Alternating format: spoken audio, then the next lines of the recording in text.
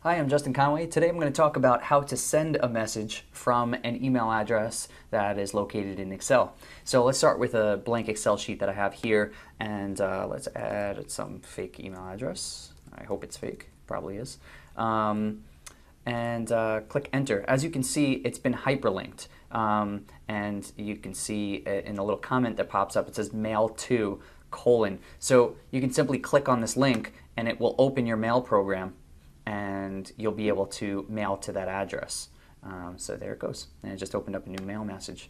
If you don't have mail set up or another similar program like that in your computer where it'll automatically open a message, then I would suggest if you want that option to be available, make sure that your default email program is set up so you have a software in your computer that's set up for mailing, like Mail for Mac or Outlook for Windows, and then that will actually open up. It'll be defaulted to open up when you click on a link.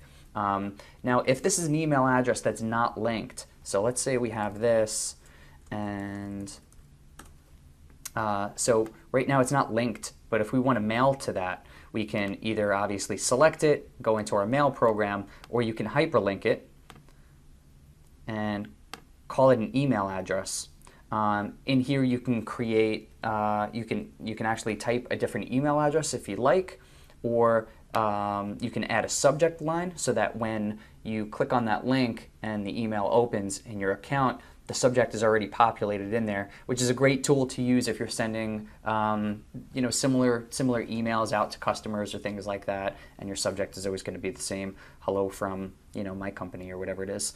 This is the display, and you can edit different options in this area here from the email. And that is basically how to send a message from a email address that is located in Excel. I hope that helped. My name is Justin Conway. Thanks.